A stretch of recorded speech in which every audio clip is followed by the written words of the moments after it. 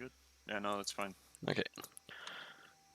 So as we mentioned, Presence of Mind is like a great option for the trading and everything. The rest of the runes are fine. Okay. You go for attack speed in your runes, or you go for 2 adaptive. You go for 1 adaptive and attack speed, right? Yes, I accidentally did not take magic resist, so that was I I think thought armor is also fine versus Mundo. Yes, he deals a lot of magic damage with his Q and his W, but also like his E, he has like a high attack speed on his own. So yeah. plus the minions deal physical damage. So I think both of them are fine. Just like depending really. Are you gonna be Right. like really standing behind the minions all the time to block his Q? So I think both of those are like fine options versus Mundo, just like depending their playstyle. But what I wanted to say is like having 2 adaptive on Jax is also like a very good option. Why? Because you have like a very very high attack speed, don't you? With Yes. your passive and everything, like you stack up like 28% extra attack speed. You have the Yeah. lethal tempo, So why not maybe like take that extra physical damage? Yeah, I have tried that before And how did it into go? matchups. Into matchups, like I don't take what is it? Tenacity, Legend Tenacity, and I'll go this rune for attack speed, and then I'll go double. Yeah, no, the trades are a lot beefier for sure. Yeah, it's just like maybe just like getting into the habit of last hitting, right? Because like obviously when you have less attack speed, you need to get used to the last hitting and everything. So, Right. but I think like I've been personally I saw it from like TF Blade, so I started like using it from him. So already when you're just like walking up to the laning phase, now we're gonna talk a little bit. Okay, fine, we're farming up, last hitting, great.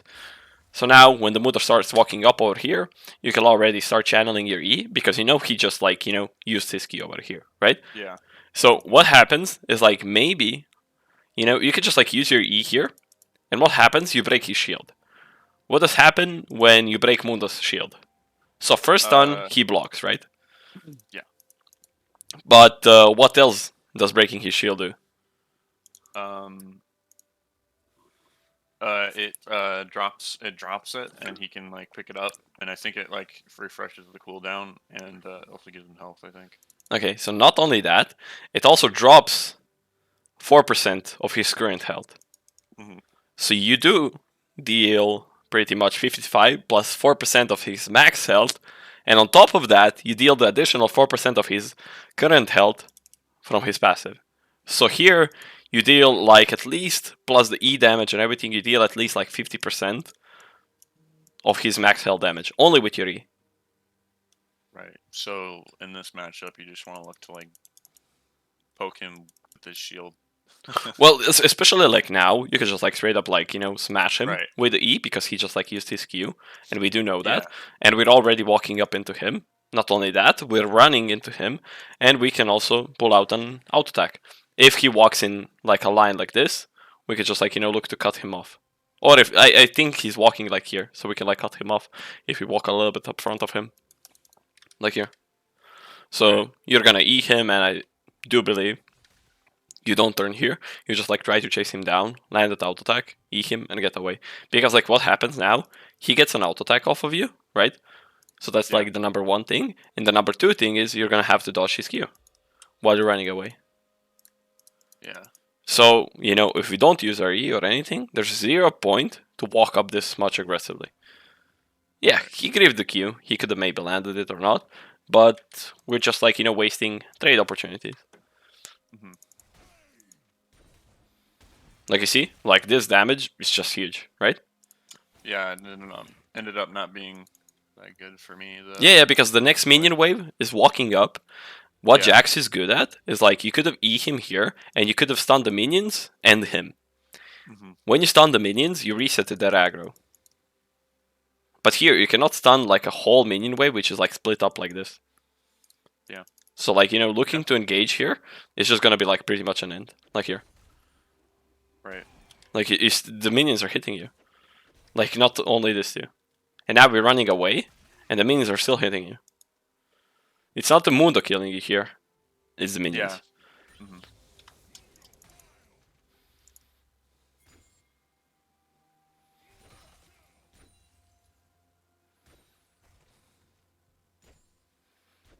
That's a fine water timer. You don't lose anything. Yeah, I've been trying to ward after that second wave and then go for a cheater Hmm. most of my games. Yeah, that's like you're always gonna have some openings like for warding. It's most important that you don't lose any minions while you're warding. So Yeah. and cheater is fine usually, but cheater actually like can lose you some XP and it can like create like slow pushes into you. Why? Because like Viego started his red side because Mundo was super late and the enemy bot showed up late. So I would like say Yep. that the Viego was starting his red buff. But I think like in some situations having that Sheen buy on Jax can be like very valuable just because it improves your short trading and everything. And if you're already looking for a cheater, it's fine. It doesn't hurt you that much, but sometimes you are gonna lose some XP, which can be like unnecessary. Especially like when you have ignite, sometimes you might lose some XP which you don't Right. wanna. And for Yeah. example, in some situations, I'm just like conspiracy theorying now. Let's say they slow push the waves back into you because the waves bounces back. They Yeah. dive you because that's also like an opportunity. Like maybe the Mundo pokes you down or something. They dive you and you don't have a teleport to come back into the lane. So that can also be sometimes something which you have to be cautious about when you're going for ignite. That sometimes you cannot do like 50-50 flips, short trades which you might want to go for. So playing it like correctly from level 1 is going to be extremely important for you. Right. But Right. that's just like theory crafting. Let's not bother about that. Uh, yeah, I agree. I mean, I wasn't like that low either. Like, I didn't really like have to go back Yeah, because necessarily. for example, Mundo is crashed under his tower. So what can we do now? We have an ignite. We can just like go and try to hunt down the Viego maybe with Echo if we Yeah. communicate it to him. We can like maybe like walk up to here, see what's going on, see on what jungle camp he is or something. Maybe find him low HP here actually. Oh, look, a victim. You know. Right. So that's something like which you can like always do. You can like maybe check because Mhm. I don't think the longsword benefits you that much. Yeah. No, I don't disagree. I don't think like the longsword is gonna be like a game changer here. Yeah, we are gonna have an item advantage, but I think having a Sheen back is like very very good on Jax. Why? Because you easily proc it with your W, and then you can like Q out, for example, in a lot of Yeah. matchups. You know? Yeah. Like walk up to him. Like in this case, Mundo. You can use my E for that. Like for that damage, 4% health plus. Yeah, You yeah, know, exactly. whatever. And And obviously then it's it's like just enabling your trades 10 times easier, more easier. So mhm. Okay. I should I'll consider because most of my games I feel like I Peter recall like most of the time. yes, it's good. It's definitely good. But I think here, when you like hard crash it, you have a jungler which is patting towards you. You have an ignite, the Mundo. A lot of the people in your division are just gonna be like maybe sometimes clueless and slow with their macro. That's what I would say like platinum players are mostly having the issues with. So maybe Right. like trying to check what jungle camps he has and everything doesn't hurt you. Right. Okay. So I'd And be it like gives time for prioritizing. the wave to Yeah, come out yeah. to I like think a like safer. yeah, exactly, exactly. Cheater recall is good to avoid ganks. It's really, really good. But I think Jax, Gangplank, Camille, those champions really benefit from having a Sheen back. Mhm. Okay. So I think cheater recall can be like a good and a bad thing. Another thing Right. is Especially if you go that double the double AD. adaptive. Yes, Yeah. yes, exactly. Those Sheen procs are probably going to be very nice after Yeah, you it's just like level up too. it's just like stabbing someone. But yeah. Right. Anyway, I think like already when you're backing here, I don't think you did the correct buy. Why? Because we're just gonna back here, and you gotta buy a longsword and another potion. I think what could be like a great option for you here is you have exactly 500 gold. So there's like different things which we can do. So Right. what's it gonna be? We can like either go. Sorry, I cut out a little bit. We can like You're good. either go for a call because so far it looks like a farming matchup for me. I'm not doing anything. I can maybe go for the call and just like power farm because why not? Versus most of the tanks, it's just gonna be like a power farm game. So you can like go for the call. Super scaling gives you also like some AD. gives you on-hit healing. Why not? Doesn't hurt you. Or another option which you can go for is gonna be the longsword, like you did here, but you don't buy another potion. You sell your current potion and you buy a refillable one. Yeah. So you're not losing that much gold, but you're getting refillable potions. So you can like take bad trades, especially because you have ignite. Like if you have ignite, you cannot just like take a bad trade and teleport back to the lane. So the refillable potion pretty much, helps you with all of that. Necessary if you don't have teleport. Yeah. Yeah. So I'm not gonna say that this buy is bad, right? But I think either call or logsword plus refillable would have been ideal. Mhm. Because the wave is pushing into you anyways, so you shouldn't be really using the control ward in the next like few minutes. Right. I think I remember. Yeah, I took a bad trade here. I should have just let it push. I think actually. No, he hits me with the Q. Yeah. Now this is a rough one just because the minions are hard killing you. The minions are hard killing you. Why? Because you can just like, if you're already doing something like this, the next wave is around. You can like drag the wave towards here, Mm-hmm. towards the sides, but not just like don't stand in the middle because the minions are gonna be instantly hitting you. So to just like kite them, right? Right. So they don't crash instantly. Because here I wouldn't be using my E instantly as well neither. I would walk up maybe more towards here because I know I can like chase him down. You have your Q and everything. You can just like walk into the middle like here, stun the minions and him. Mm-hmm. That way, And while you're running uh, out, you're not taking the minion damage. mhm. Make sense? Yes. I also don't even think like I stacked my E up all the way. Yeah, exactly. You I, just like used it and spammed it. right. I have no idea why I took this trade because Obviously, it's in like my too huge of a minion wave. So in my head, yeah, no, in my head I'm like, wow, I can't really freeze a wave with this much health. Also, I could have just, like let him just push into my turret. And it yeah, would have been way better for me. yeah, So yeah, exactly. So I definitely made a huge mistake here. I feel like. exactly, because like now we go back to my theory crafting, which we talked about like somewhere around here. You're backing, right? The wave is hard pushing back into you. You take a terrible disaster trade like he did here. Viego comes up. How do we survive this? Well, I mean, I'd probably die if You I don't have die, any. and your laning phase is just like over here. What happens is, Yeah. like Mundo is just gonna be like legit a whole level ahead of you.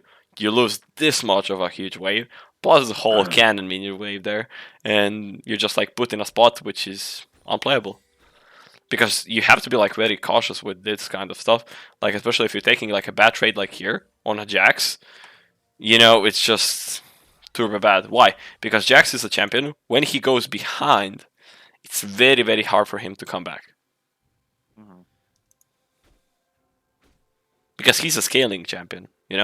So Yeah. yes, he does have a strong early, but his specialty is just super scaling. He's like the Kassadin of top lane.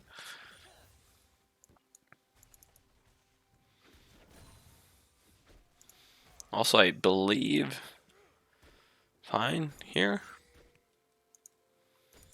I would heal up a bit, continue hitting the minions to maintain the attack speed, and I would maybe look to jump on him even here. Hmm. Because you have the ignite, you have your W, you have everything. You're not gonna be taking the minion damage here because you're gonna be stunning the minions as well. So I think you can take a very decent trade over here. Okay. He uses his E, Yeah, he I uses his see. Q, so I think you have like an opening if you want to go for it. Yeah, I should notice this. Um. Because Jax has like the ability to fight in minions as well, if managed correctly. So you can get away there with like a short trade. Every time he uses his Q, you can just like jump in and try to like run out.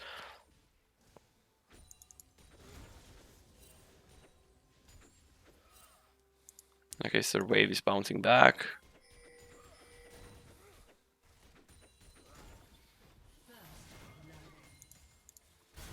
Yeah, really unfortunate.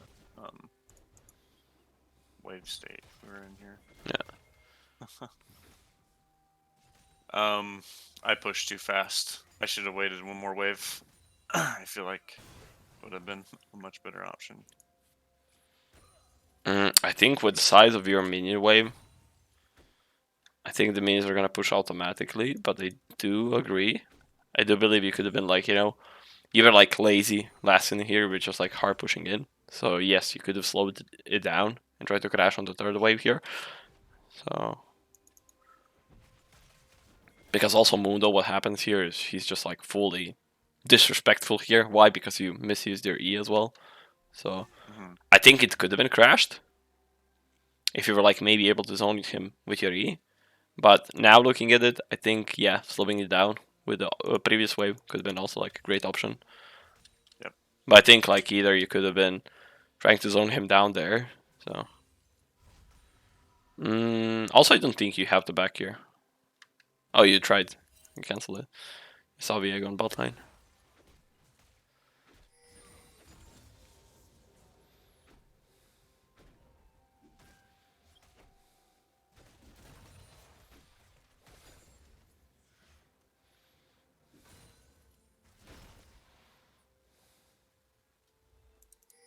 I hate this. Yeah. So this bush is warded. He warded it previously.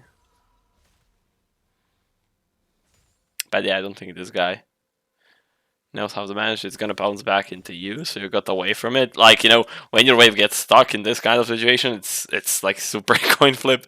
It's hard to Oh like. yeah. You have like either trying to hard pushing it, but the enemy laner is also like zoning you, poking you. So it's like a very difficult lane state to be in. So buying call here at 7 minutes and not having Sheen yet, I think it's kind of a grief. Do you agree? Hmm. Yeah. It's seven Yeah. minutes. We I have bought it call and I was now. like, It's I bought it and I was like, uh, I just wanted to farm. And I was, yeah, I but don't yeah, think it's like a matchup where I. actually, like this matchup is like kind of a 50-50. You know why? um. Because he can go Anathema's Chains. He can go for Frozen Heart. He can go for Thornmail and everything. And you just cannot 1v1 him. Yeah. Because he doesn't rely on his auto attacks as a main source of damage. He just like Qs and Ws and it goes through. Mudo has been also known sometimes, like if he gets like even or ahead as a counter pick to Jax. Just because he can buy the Anathema chains, which flat reduced 30% of all incoming damage from the Jax.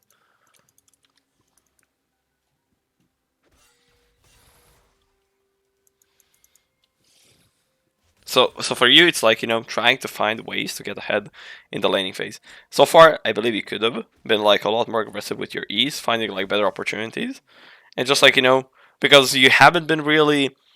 I think what got into your head is like his passive is up. I cannot stun him, Uh but huh. you have to proc it somehow because his stun has like a 60-second cooldown.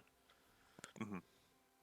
I think Yeah. it's This was a really bad lane for me. Like, I yeah. just don't know why I didn't play it like at all. Like,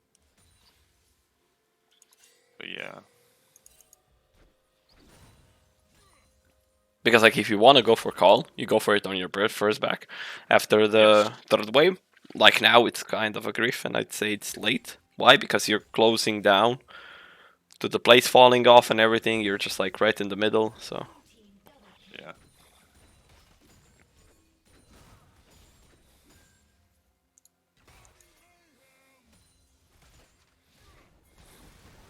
like as you can see, every time you eat him, you auto won the trade, especially when his shield was up, showing dominance. Respect.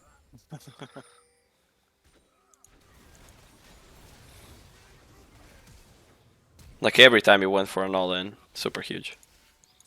Right. Okay, let's take a look here. I think you should have been when you all in here.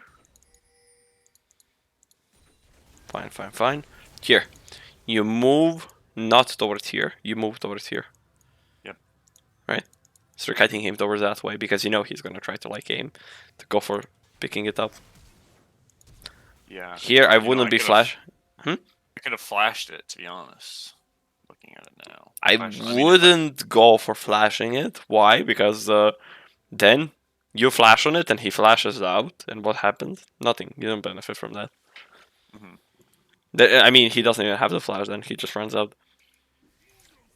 And here, before flashing there, what I would do is maybe something differently. So I know he flashed away from me, right? I would try to run down towards him, and I would wait for my W. Because he's still under his ultimate, so what does that mean? He's healing. So if you jump on him, Mhm. Q him, auto attack, you don't have your W. But now we're gonna get you your W. So if you waited, for example, like for 1 more second, you jump on him with your Q, and you have your W on top of that. You have on Q, auto attack, plus W. And there he dies. All of you were just like, tiny bit more patient. So sometimes, yeah, we can just like, flash ham on him. But sometimes we can just like wait a second because I don't think he's going anywhere. And then we flash on top of him. Right. And the tower shot there was unlucky. A little bit of a grief. Mhm. Yeah. This is a very, very, very, very bad lane for me overall. And yeah, as I was mentioning, you bought the control ward like somewhere around here. You just used it. So no benefits from the control ward, from the lane states and everything. Mhm. Plus you clearly see the Viego is just not playing topside at all. Yeah. So this is like when you're in a disaster, just like spam level 7. Yeah. I find it very engaging to play against like a poke champ like this. I'm like, yeah. Yeah, but you led yourself towards this kind of a Oh moment. yeah, no, So I definitely like after this game was over, I was like, yeah, the only reason that we lost that game is because of me, to be honest, because the rest of the team, like their team, didn't carry like as hard as this Mundo ended up carrying. He went like 9-0, yeah, because he can but control the tempo, he heals a yes, lot, he can take the short rates, he pokes you. So for you, it's like to find those like perfect all ins and everything. So what I would say is like from this laning phase, what we want to focus on in the future matchups is like understanding the enemy champions which we're facing. Like for example, like I don't think you knew that for example the Mundo passive works like it works because you didn't know it doesn't. It takes a percent of his health when you remove it, right? So yeah, it's like a trade-off. So like for example, what I do personally is like, okay, I don't know this matchup that much. This is like I just played a Cho'Gath game versus a Riven. I don't know how it works. I don't know maybe the runes which I want to go for, right? So let me see somebody which already played this. So what I'm gonna do is like I'm gonna go to YouTube. I'm gonna search up Cho'Gath versus Riven, or for example this matchup, I'm gonna search up Jax versus Mundo. Like look at my whole history versus Ornn, Fiora, Renekton, Xante, everything.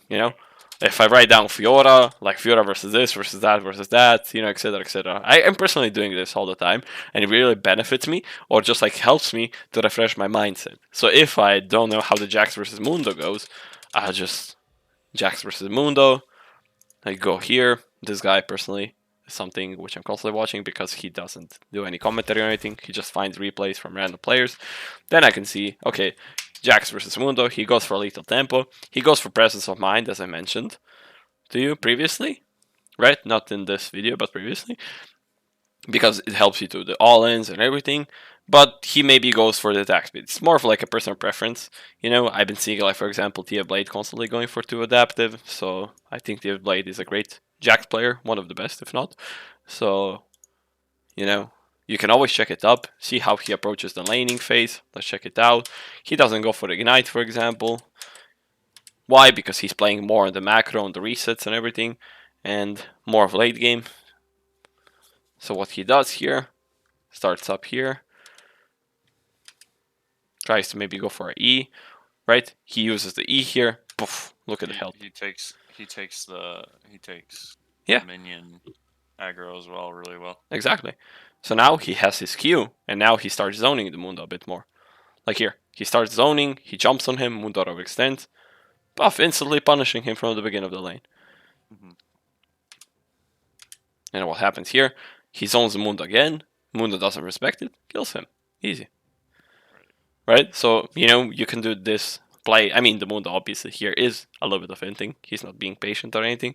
But, you know, this Mundo is, for example, Korean Master, right? How can NA Mundo, which is Platinum maybe, respect you, Right. So you have to raise up your confidence and you have to like understand the matchups a little bit more, right?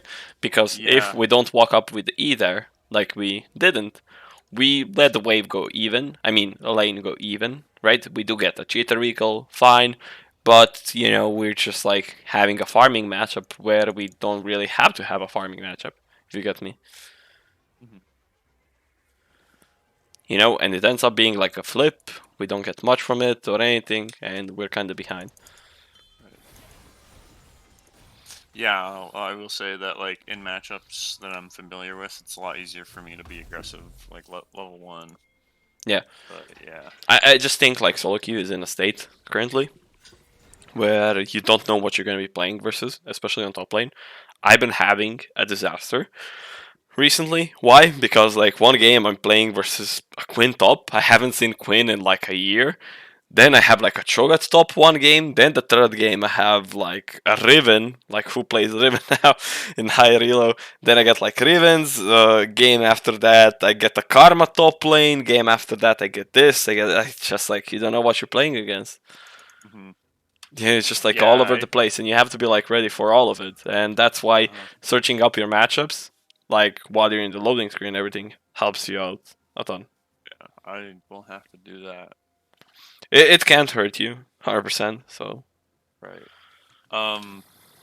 Yeah. For example, I mean, I played against I played against a couple Zacks, which isn't like really normal. But I played against what was it? A Tarek once, yeah. Tarek top, and I think he has like a really good win rate too. Oh yeah, it does. It's Probably because because of how just unfamiliar people are with it. yeah, And I could imagine the ganking a Tark top lane would be really really good. he doesn't have like much mobility to escape ganks, so he can get punished. But actually, his 1v1s are ridiculously strong, and people don't respect Yeah, that as well. But yeah, like now, like the Mundo was able to survive the laning phase, even get like a kill. He also got some plates. What happens here is like he gets his scaling item. Now it's like a disaster for you. Like why? He has so much health that he can take a bad trade, and he still has like 1k health yeah, more than you. So now we cannot like walk up like here. Here, when he starts walking up, you have to E him and you have to run. You don't want to give him free health here. Like here, you E him back again. hmm, And here, you decide to all in him now, right? Or try to like E him now. But what's the point of Eing him when we're like on 50% HP? yeah, You know? So we either like E him instantly when he's trying to get his Heartsteel proc, or we don't E him at all and we just run out? yeah,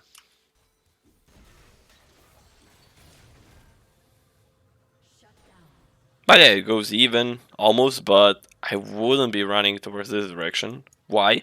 Because you're putting yourself in a dead spot. Why is that? yeah. He's just healing. Exactly. So you're just like giving him time to come back stronger to you. And I be just dead. Oh yeah, I went for level 10, I guess. Yeah, like level 10's gonna help me here. Yeah. I'll be just like looking to Q out on the minions. But look at his, sustain. He Yeah, heals so much.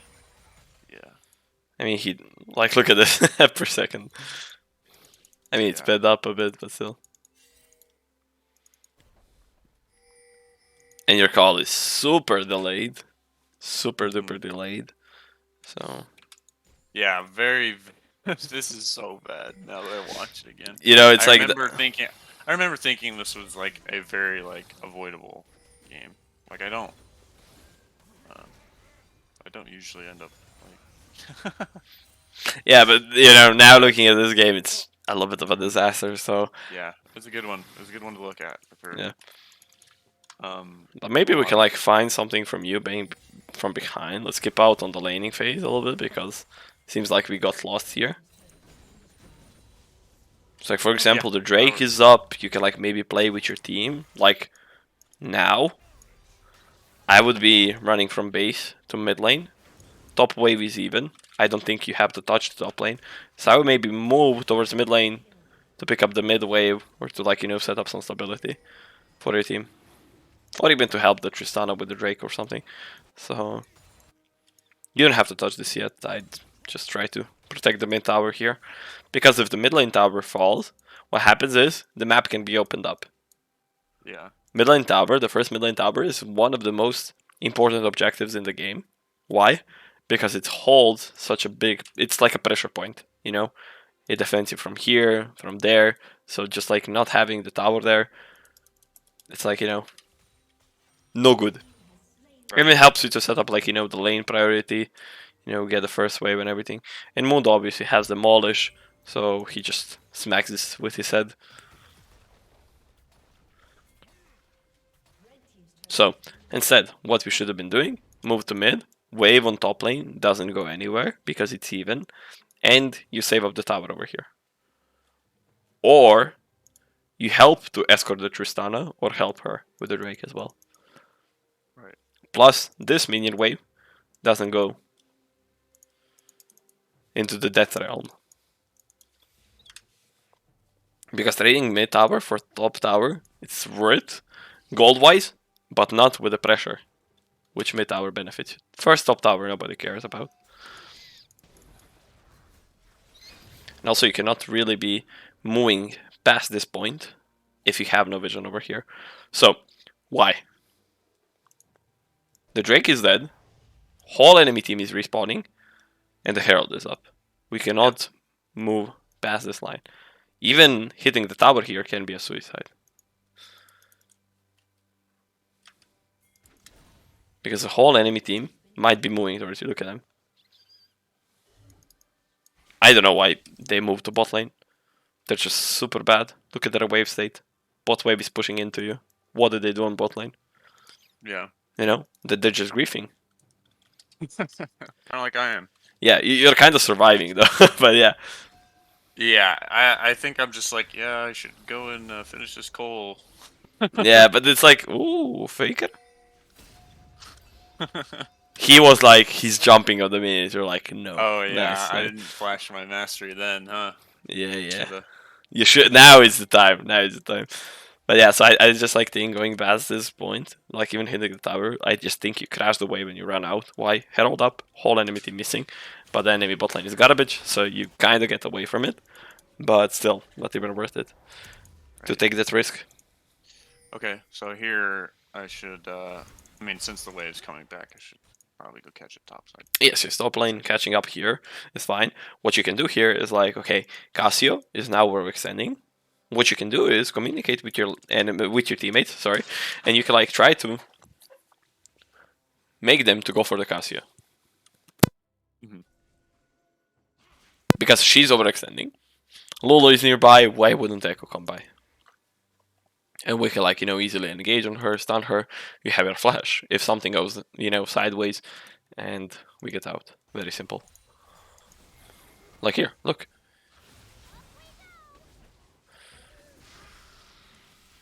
What I would try to do is I would try to move behind her while she was stunned, so she doesn't stun both of you in the same time.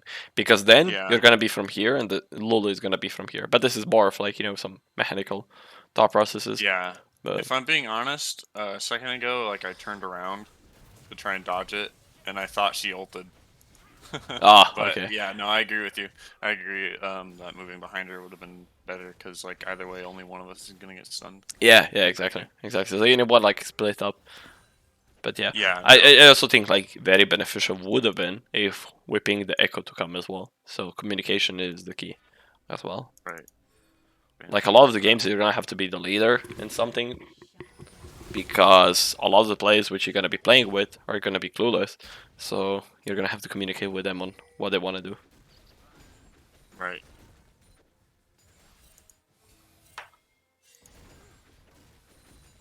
I'm just trying to soak up as much gold and XP right now Yeah, no, that I it's fine. remember. You're picking up the top wave and everything. I would Yeah, be because you don't have teleport. It's hard for you like to move to bot lane all the time. Why? Because you have ignite. You cannot teleport. So if they start Baron, the Baron is kind of gone before you come. So you're gonna have to be top side slash mid lane all the time. Sometimes you can go bot lane, but you have to yeah. like move fast. When drags up, it's like mid lane Yeah, mid is lane, bot lane. So yeah. Though with both drag and Baron being up, do you think I should try and favor mid lane if I can? yes, yes, exactly. Because from mid lane you can react to both. So, Yeah. but also try to like see what your team wants to do. What is their intention to go for? So Mhm. if you feel that the enemy team cannot do the Baron, you can just like go to the dragon, take the dragon, and then to the Baron. I think you could have like E'd there and Q him, right? Yeah. But it's fine. He dies anyway.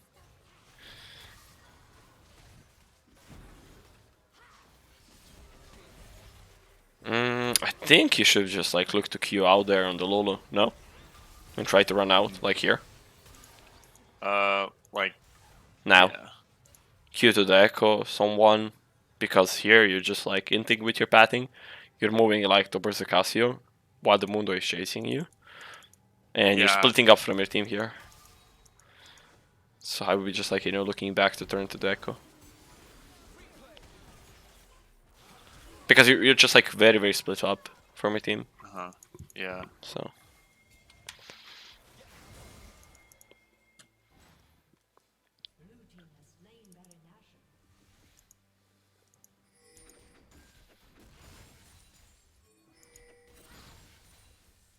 But then now you get into a point where Casio is dealing a lot of damage. And you're purchasing armor here. Yeah, Yeah, it's no. very, very hard for you to itemize. It's very hard for you to itemize because you're not ahead. But I think buying this too was an int. I think maybe instead of buying this too, you could have bought some like tiny bit of magic resist just so the Casio doesn't Mhm. shred you. And when it comes to auto attacks from the enemy team, you can block Viego's physical damage and you can block Ezreal's physical damage with your E. That's also something which you can consider, right? Yes. But you cannot block Cassio's Q, E, W, everything because she's using her abilities which deal Yes. magic damage. Yes. Such a awful Yeah, just everything about this game now. I mean, even while it was going on, I was like, this is not good at all. But yeah.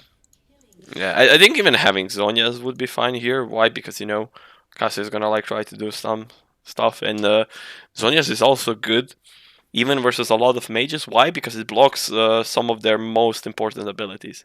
Let's put it that way. Right.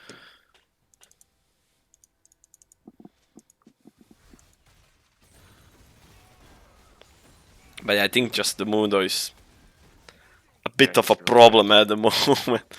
Bro has so much health. Sheesh. Yeah, he super outscaled you, so. I mean, look at his AD. 400 AD. Holy shit. And that's not even him ulting. Doesn't his ultimate give him like AD? No? Oh, it's his E only. Oh yeah, before it gave lag. Oh my god, he touched you. Oh my unit. He had, yeah, I didn't know he got that much AD. Yeah, like Mundo's E gives him so much AD. 217. Holy, look at this. Bro is melting everything. But yeah, I'd say like, it's like super hard for you to play it out. Why? Because enemy team comp is like super outscaling all of you, so it's very hard for you to play because Cassio counters your whole team as well, and we weren't able like to get ahead on the laning phase. So what I really want you to focus on is like stepping up with aggressiveness, like with your ease and everything. I think your itemization also played a huge part of your Hmm. downfall in this game. Why? Because it took you so long to get your mythic, which was the Sunderer, and by the time Mundo was able just like to survive the laning phase in which he struggles the most. A very important thing which you can like say from this matchup is also you didn't know that your E Like, removing Mudo's passive removes a part of his current health, which is actually a big factor, and it tells you that you need to go with the trading versus the Mudo first. We want to force our E to remove his shield, right? And then the second, right? So this is going to be the first trade. And the second trade, we can go for an all in. So the first trade is going to be a short trade, and the second trade is going to be a long trade. Right. Only because of his passive. Hmm. Okay? And then you can just like commit to those all ins and everything. Another thing is like, we both know that you don't want to fight in huge minion waves. You did that.